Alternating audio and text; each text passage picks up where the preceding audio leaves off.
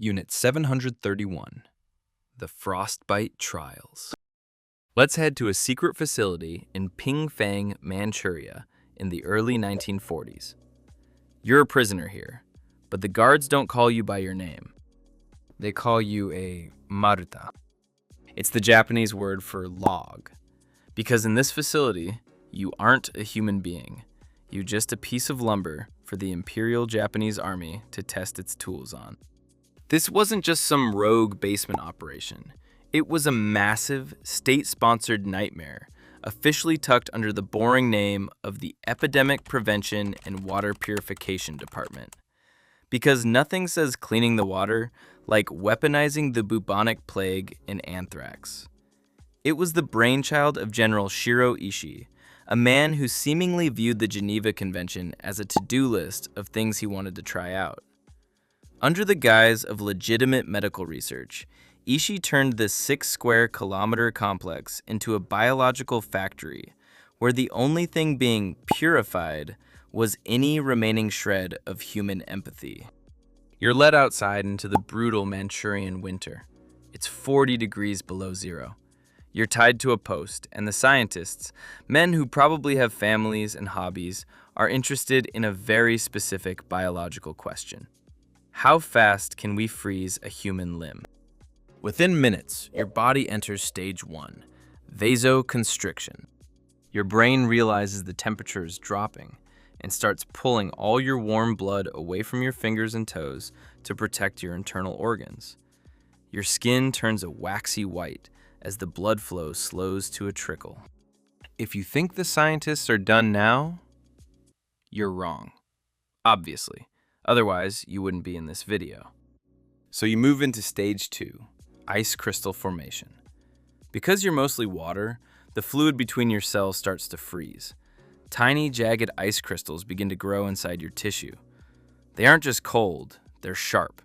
They act like microscopic daggers, puncturing your cell membranes and shredding your nerves from the inside out. The pain is white hot at first, like your hands are being dipped in acid. Then, something worse happens. Silence. Your nerves are so damaged they stop sending signals to your brain. You're looking at your own hands, and they don't look like hands anymore. They look like gray, brittle stones. Then comes the test. A scientist walks up to you and hits your frozen arm with a wooden stick. He isn't being mean, he's collecting data. He's listening for the sound of complete necrosis. If your arm makes a dull thud, you aren't done yet. But if it makes a sharp, hollow clack, like a baseball bat hitting a frozen oak tree, it means the water in your cells has completely turned to ice. At that point, your arm isn't a body part anymore. It's a physical object with the same density as timber, and the test is officially a success. But here's the kicker. They don't just leave you to die in the cold. They want to test rewarming techniques. They take you back inside and plunge your frozen, brittle limbs into boiling water. This is a thermodynamic disaster. Your skin, which is currently as fragile as a thin sheet of glass, is suddenly hit with an extreme temperature shift. The ice crystals melt instantly, and the sudden rush of blood back into the destroyed tissue causes your flesh to literally peel away from the bone like wet paper. The scientists stand there with their clipboards, taking notes, while you're left with nothing but exposed muscle and bone.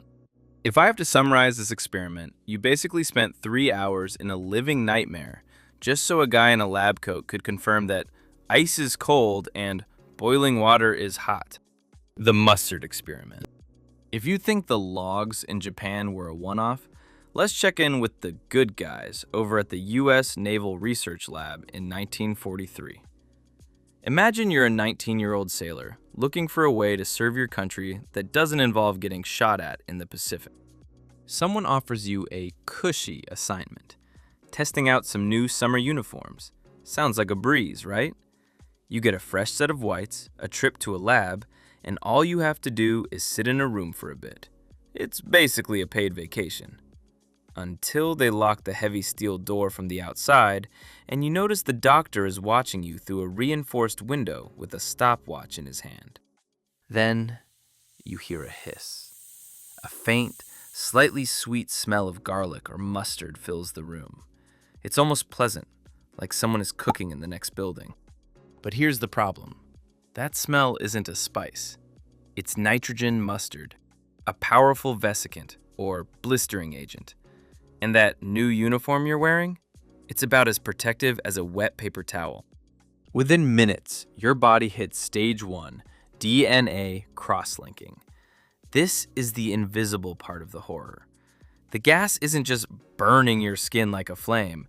It's actually moving into your cells and physically bonding your DNA strands together. Your cells literally lose the ability to divide. It's like someone went into your body's instruction manual and glued all the pages shut. For the first hour, you feel fine. You might even joke with the other guys about the garlic room. But then, stage 2, the vesicant effect kicks in. Your skin starts to tingle, then itch, then burn like you've been dipped in acid. Because your DNA is locked, your skin cells start to die and detach from the underlying tissue. Fluid begins to leak into the gaps.